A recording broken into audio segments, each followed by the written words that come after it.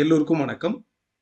நம்ம இந்த வாரத்தினுடைய weekly அனாலிசிஸ்ல predict பண்ண மாதிரி இந்த வாரத்தினுடைய ஸ்டார்டிங் ஃபர்ஸ்ட் டேவே செல் ஆஃப் வந்து நடந்திருக்கு. டவுன் சைடு பிரேக் அவுட் நடந்திருக்கு.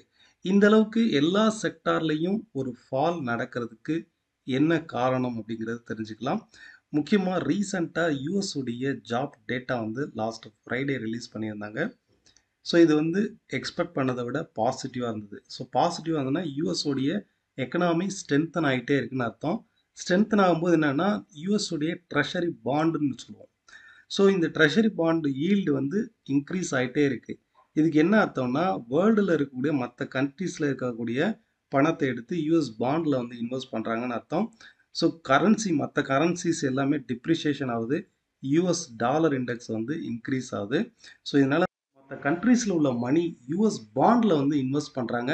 கண்டினியூஸாக ஃபாரின் போர்ட்ஃபோலியோ இன்வெஸ்டர்ஸ் வந்து இன்றைக்குமே செல்லிங்கில் 4800 கோடி ரூபாய் செல்லிங் பண்ணியிருக்காங்க. செகண்ட் ரீசன், இந்த வருஷம் ப்ரிடிக்ட் பண்ண ஆர்பிஐ ப்ரிடிக்ஷன் பண்ணியிருந்த ப்ரொஜெக்ஷன் பண்ணியிருந்த ஜிடிபி க்ரோத் வந்து எக்ஸ்பெக்ட் பண்ண அந்த ரேட்டுக்கு வந்து இருக்காது. அதை விட கம்மியான பர்ஃபார்மன்ஸில் தான் இருக்கும். Because of Q3 and Q2 பெர்ஃபார்மன்ஸை பொறுத்து கம்மியாக தான் இருக்கும் அப்படிங்கிறது வல்லுநர்களுடைய கருத்து.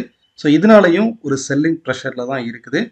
டெக்னிக்கலாக நிஃப்டி அடுத்த மூவ் எவ்வளோ தூரம் இருக்கும், இந்த ஃபால் வந்து இன்னும் ஃபர்தராக 500 பாயிண்ட்ஸ் வரைக்கும் ஃபால் ஆகிறதுக்கு பாசிபிலிட்டிஸ் இருக்குது. ஸோ இதை நம்ம டீட்டெயிலாக டெக்னிக்கலாக பார்க்கலாம். ஸோ நிஃப்டியை பொறுத்தளவுக்கு ப்ரீவியஸாக இது வரைக்கும் மெயின்டைன் ஆகிட்டு இருந்த இந்த sideways market right no break out ஆகிருக்கு பாருங்கள். இது வரைக்கும் இந்த ரேஞ்ச் பவுண்ட் மார்க்கெட்டாக ட்ரேட் ஆகிட்டு இருந்தது. ரைட் நோ டவுன் சைடு வந்து பிரேக் அவுட் ஆகிருக்கு. ஸோ இன்கேஸ் 23,500ங்கிறது ஹியர் ஆஃப்டர் ஒரு ரெசிஸ்டன்ஸாக தான் இருக்கும்.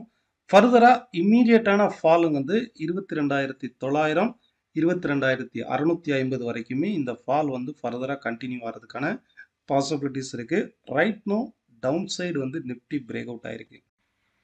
நெக்ஸ்ட்டு மேஜராக ஃபால் ஆனது பேங்க் நிஃப்டி. பேங்க் நிஃப்டி நம்ம ஆல்ரெடி வந்து பார்த்துருந்தோம் வீக்லி அனாலிசிஸில்.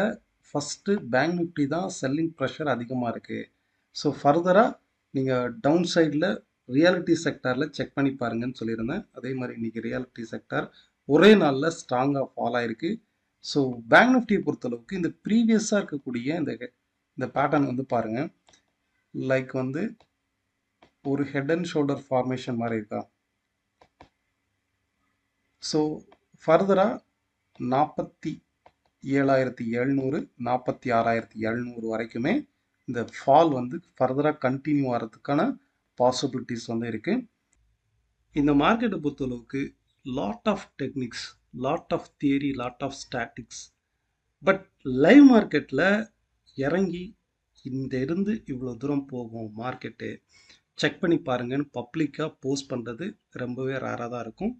நம்ம சேனலில் இன்றைக்கி நம்ம போஸ்ட் பண்ணது ஸ்டூடெண்ட் குரூப்லேயும் சரி, பப்ளிக் டெலிகிராம் சேனல்லையும் சரி, பேங்க் நிஃப்டி அண்ட் நிஃப்டி ரெண்டுமே அனாலிசிஸ் போஸ்ட் பண்ணியிருந்தோம்.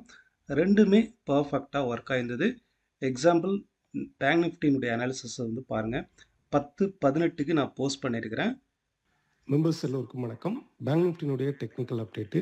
பேங்க் நிஃப்டியை பொறுத்தளவுக்கு இன்றைக்கி இன்ட்ராடே லோவை கட் பண்ணால் மட்டுமே ஹியர் ஆஃப்டர் மார்க்கெட் வந்து டவுன் ட்ரெண்ட் வந்து ஃபர்தராக கண்டினியூ ஆகும். ரைட் நோ மார்க்கெட் வந்து ஒரு ரிவர்சல் ஆகிருக்குன்னே சொல்லலாம். இம்மீடியட் சப்போர்ட்டுங்கிறது 48,400 இருக்கும். அப்சைடில் 48,620 வரைக்குமே இந்த ட்ரெண்டு அப்சைடில் போகிறதுக்கான வாய்ப்பு அதிகம். ஸோ மார்க்கெட் வந்து ஃபால் ஆன மார்க்கெட், கேப் டவுன் ஆகி ஃபால் ஆன மார்க்கெட்டு இங்கேருந்து ரிவர்சல் ஆக போகுது அப்படிங்கிறத மென்ஷன் பண்ணியிருக்கிறேன். ஸோ 48,620 தான் டார்கெட்டு. ஸோ நான் போஸ்ட் பண்ணதுக்கப்புறம் என்ன நடந்திருக்கு அப்படிங்கிறத பாருங்கள், செக் பண்ணி பாருங்கள். கரெக்டாக 48,620 டார்கெட்டு. மார்க்கெட் ரைஸ் ஆனது 48,606 வரைக்கும் ரைஸ் ஆகிருக்கு. எக்ஸாக்டாக அந்த டார்கெட்டை முன்கூட்டியே ப்ரிடிக்ஷன் பண்ணி மார்க்கெட் ரைஸ் ஆன மார்க்கெட் ஏன் கரெக்டாக அந்த பர்டிகுலர் பாயிண்ட்லேருந்து திரும்பணும். இப்போ இது வரைக்கும் ரைஸ் ஆகிருக்கு, 48,606 டச் பண்ணிவிட்டு அப்படியே ரிவர்சல் ஆயிடுச்சா. சேம் நிஃப்டியும் லைவ் மார்க்கெட்டில் ஒரு அனாலிசிஸ் நான் போஸ்ட் பண்ணியிருந்தேன், மார்க்கெட் ரிவர்சல் ஆகும்ன்ட்டு. அதே வேலை தான் நிஃப்டி நான் வந்து ட்ரேடு வந்து எடுத்திருந்தேன், பை சைடு கால் ஆப்ஷன் வந்து எடுத்திருந்தேன். செகண்டாக வந்து அதிகமாக செல் ஆஃப் ஆகிருக்கிறது நம்ம ப்ரீவியஸ் வீடியோவில் பார்த்துருந்தோம். பேங்க் நிஃப்டியை பொறுத்தளவுக்கு இந்த இந்த ப்ரீவியஸ் சப்போர்ட் வந்து ஆல்ரெடி பிரேக் அவுட் ஆயிருக்கு. ஓகே, கண்டினியூஸான ஒரு ஃபால். இதில் முக்கியமாக ரியல் எஸ்டேட் செக்டார் தான். நம்ம நேத்திக்கு வந்து வீடியோவில் வந்து சொல்லியிருந்தோம். ரியல் எஸ்டேட் செக்டார் வந்து ஒரு நல்ல அப்சைடுக்கு அப்புறம் head and shoulder formation form ஆயிருக்கு. So down side break out ஆச்சு அப்படின்னா ஒரு ஸ்ட்ராங்கான ஃபால் வந்து இருக்குது அப்படின்ட்டு. ஸோ இன்னைக்கு ஒரே நாளில் வந்து அதிகமாக ஃபால் ஆயிருக்குது ரியல் எஸ்டேட் செக்டார் தான். ஃபர்தராக இன்னும் ஃபால் ஆகிறதுக்கு தான் பாசிபிலிட்டிஸ் இருக்குது. மினிமம் 775, இப்போ 900 இருக்கா, 775 வரைக்குமே இந்த ஃபால் வந்து ஃபர்தராக கண்டினியூ ஆகிறதுக்கான பாசிபிலிட்டிஸ் இருக்குது. ரெண்டாவது, அதிகமான செல்லிங் ப்ரெஷரில் இருக்குது PSU banks, public sector banks வந்து ஒரு ஸ்ட்ராங்கான ஃபாலில் வந்து இருக்குது.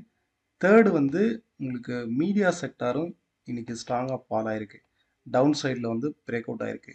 ஸோ ஆல்மோஸ்ட் எல்லா செக்டார்லையுமே அந்த செல்லிங் ப்ரெஷரு, இதில் முக்கியமாக real estate, banks and media, இந்த மூணுமே வந்து அதிகமான செல்லிங் ப்ரெஷரில் இருக்குது. ஸோ மார்க்கெட்டை பொறுத்தளவுக்கு, நிஃப்டியை பொறுத்தளவுக்கு இந்த ஃபால் மினிமம் 22,900 வரைக்கும் வந்து கண்டினியூ ஆகலாம். ஃபர்தராக 22,650 வரைக்குமே இந்த ஃபால் வந்து கண்டினியூ ஆகலாம். ஸோ ஷார்ட் டேர்மை பொறுத்தளவுக்கு மார்க்கெட் செல் ஆஃபில் வந்து இருக்குது. பர்டிகுலராக எந்த ஒரு ஸ்டாக்ஸையும் நான் வந்து இதில் மென்ஷன் பண்ணலை. நெக்ஸ்ட்டு க்ரூட் ஆயில் பற்றி பார்க்கலாம்.